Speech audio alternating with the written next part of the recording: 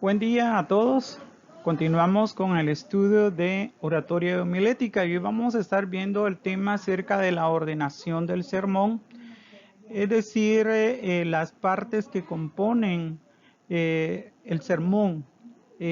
Quizá la explicación no sea tan profunda, pero esperamos de que usted pueda leer el material que tiene y cualquier duda estamos para servirle.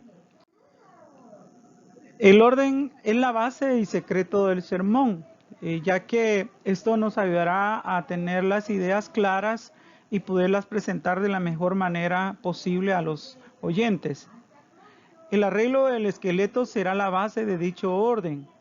Tenemos que hacer lo que se le llama un bosquejo y que se compone de diversas partes. En este estudio quizás no vamos a ver todas las partes que lleva. Posteriormente usted va a poder ir adquiriendo experiencia y más adelante, si Dios le permite llegar, en este caso, en lo que es nuestro pensum en sexto grado, pues va a tener una orientación más amplia acerca de lo que es la elaboración de bosquejos. Es necesario que dichos puntos principales vayan sucediéndose en valor creciente e interés, es decir, de menos a más, nivel ascendente. Se debe poner lo que es más peso primero y que lo mismo las frases que los argumentos vayan disminuyendo en fuerza de modo que los más débiles vengan al fin. Reglas para la ordenación del sermón. Lo general tiene que preceder a lo particular personal. Por ejemplo, si tratamos de describir la universalidad del pecado, diremos, todos los hombres son pecadores, tú y yo lo somos también. Es decir, de lo más amplio hasta lo más mínimo, lo más personal. Si hay que relacionar algo presente con lo ausente, se toma lo ausente primero. Por ejemplo, el Señor en Lucas 13 habla de aquellos galileos, pero después dice, si vosotros no os arrepentís, pereceréis igualmente, aplicando el ejemplo de los ausentes a los presentes. Si se trata de un asunto donde entra el elemento tiempo, no se debe invertir el orden, sino tomarlo el de pasado, presente y futuro. En Hebreos 13:8 tenemos un ejemplo claro de cómo presentar. Si hay tales elementos como manifestación, causa y resultado, es natural que para tener orden lógico principie por causa, luego manifestación y por último resultado. Siempre debemos poner como en el último lugar aquel punto que lleve a la decisión importante que desea producir por medio de un sermón.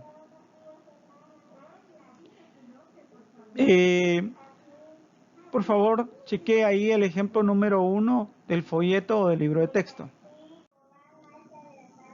El orden del bosquejo debe abarcar no solamente los puntos principales, sino extenderse del modo más escrupuloso y perfecto posible en las subdivisiones, pues traería la confusión igualmente a las mentes de los oyentes si se faltara esta regla al explicar los detalles más íntimos del sermón.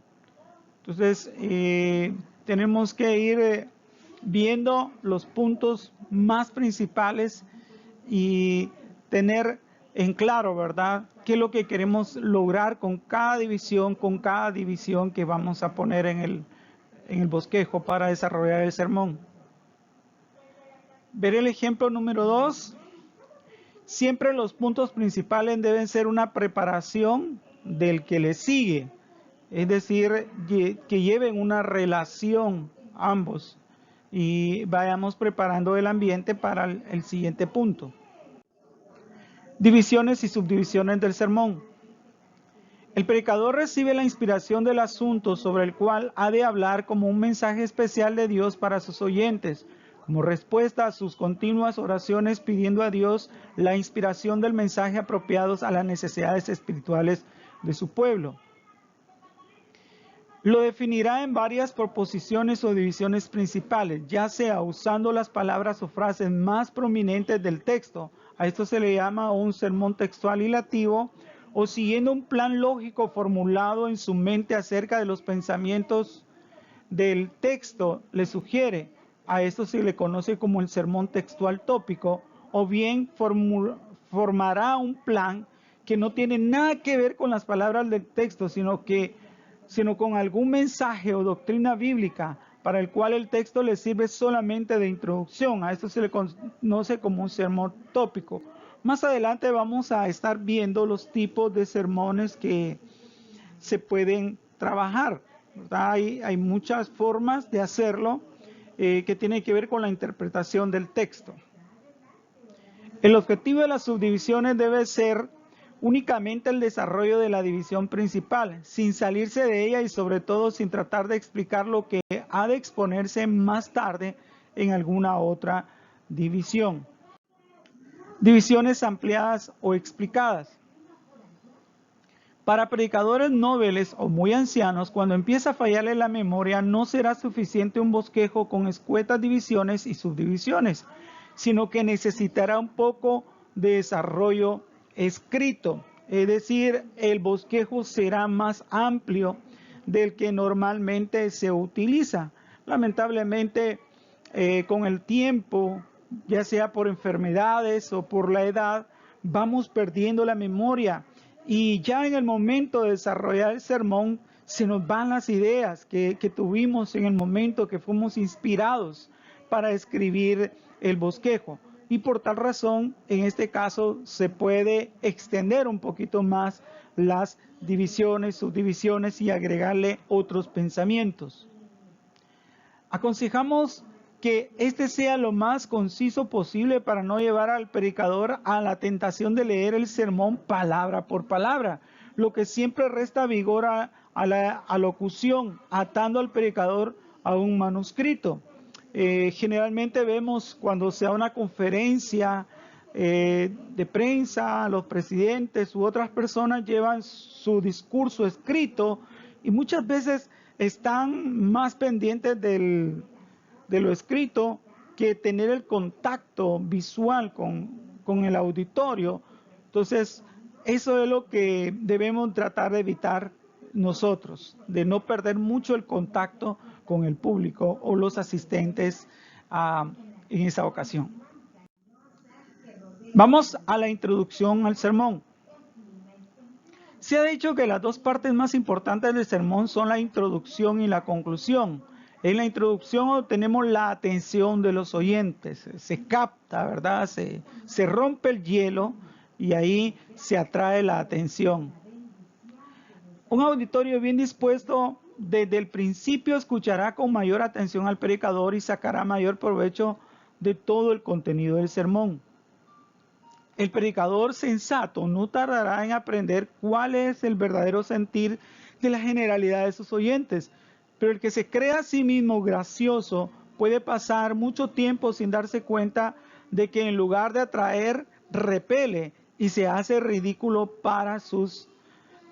por sus sandeces. Es decir, que debemos de tener mucho cuidado. A veces vemos predicadores que utilizan gestos graciosos quizás o algunos tipos de chistes que algunas veces no traen edificación. No se trata de que el sermón sea así seco o cerrado, sino que podemos de vez en cuando utilizar alguna anécdota, algo gracioso, principalmente que nos haya pasado a nosotros, pero que traiga una aplicación muy especial o que sea de edificación. Veamos los límites de la introducción. La introducción no debe ser excesivamente larga, se trata de preparar solamente el interés del auditorio. No debemos dar un micro mensaje y después iniciar con las divisiones principales. Spurgeon cuenta de una señora que decía de su predicador: cuando nuestro pastor prepara la mesa, está tanto tiempo haciendo ruido con los cuchillos y tenedores que cuando llegan las viandas ya se ha perdido el apetito. Que no nos pase eso a nosotros, de que nos estancamos en la introducción y luego la gente va a perder el interés en el resto del sermón. A veces sirve bien, a modo de introducción, una referencia al asunto tratado el domingo anterior, pero no una repetición o resumen del sermón anterior, sino una mera referencia, quizá por contraste. Esto principalmente cuando se enseña o cuando somos pastores y llevamos una línea de mensajes o una serie de mensajes y nos sirve para poder recapitular, pero no debemos de extendernos mucho del sermón anterior para iniciar el presente. Hay predicadores que empiezan a lanzar exhortaciones al arrepentimiento y a la conversión desde la introducción misma, y ese es un gravísimo error. La conclusión del sermón. En la introducción llevamos al auditorio al punto decisivo, que es el objetivo de todo sermón. Lo que bien empieza, bien acaba. Di lo que tengas que decir y termina cuando lo hayas dicho. Es el consejo de todos los maestros en la predicación.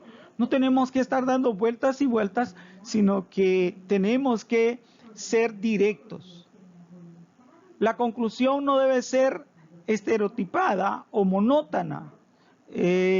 Tenemos que tratar de que la conclusión sea un tiempo especial y no depender tanto de nuestras notas, sino que ser guiados por el Espíritu Santo para poder llegar más al corazón de los oyentes. Es el momento cumbre del sermón. En cuanto a su corazón, ha de desbordarse de tal modo que el auditorio sienta que el predicador está no leyendo unos pensamientos escritos en su oficina, sino bajo el impulso del Espíritu Santo, tratando de hacer penetrar la palabra de Dios en los corazones. Vamos con los llamamientos. Es propicio, el predicador tiene la convicción de que hay entre el auditorio oyentes maduros, es decir, con vasto conocimiento del Evangelio, para comprender el paso que van a dar, faltándoles solamente la decisión. Es decir, que a veces hay personas que ya están, como decimos comúnmente, ya están baleadas o ya están para dar el último paso en su decisión. Entonces eso el Espíritu Santo nos lo tiene que hacer sentir. En otros casos pueden dar lugar al endurecimiento en un falso concepto de conversión, siendo causa de que se introduzcan en la iglesia miembros no regenerados, es decir, personas que aceptan por compromiso o porque se les insiste demasiado. Entonces, esto no es una verdadera conversión.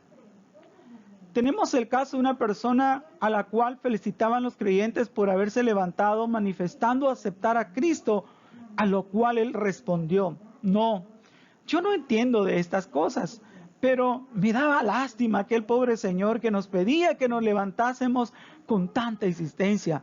Entonces, es un ejemplo claro de que no se debe de abusar del llamamiento, sino que debe ser conforme el Espíritu Santo lo haga sentir. La iglesia, en la conclusión. Los diáconos y miembros de cada iglesia deberían ser educados acerca de la solemnidad de la conclusión para no echar a perder el sermón. A veces son estos mismos los que contribuyen a distraer la atención sin darse cuenta de ello, haciendo preparativos para la terminación, tales como abrir las puertas, guardar las sillas, cerrar ventanas, mientras está en ese momento solemne. Otras veces, miembros más entusiastas que discretos intentan corroborar el éxito del sermón, susurrando exhortaciones o alabanzas acerca del mismo a personas inconvertidas, o lo cual es peor, incitándoles a levantarse. Es decir, tratando de convencerles, ¿verdad? Y hasta tomándoles de la mano para que pasen a aceptar cuando no es lo correcto. Tales momentos han de ser solamente de atención y oración silenciosa por parte de los fieles. Esa debe ser la actitud de los creyentes. Por lo tanto, hermanos, tenemos que depender de Dios para poder tener los sermones que la gente realmente necesita, buscar en oración al Señor, luego tomarnos el tiempo para llevar a un papel, para plasmar en un bosquejo las ideas principales, incluyendo el tema, la introducción, el cuerpo y la conclusión para que aquel sermón sea de edificación a muchos. Dios les bendiga.